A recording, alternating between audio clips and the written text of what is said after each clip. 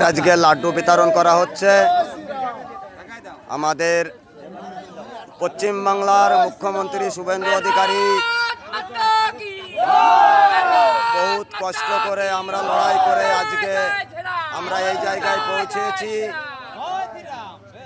আমরা আশা রাখব সবাই আমরা একসঙ্গে চলার জন্য।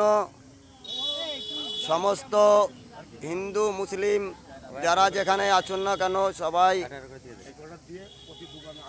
আমাদের এই ইসে সামিল হন।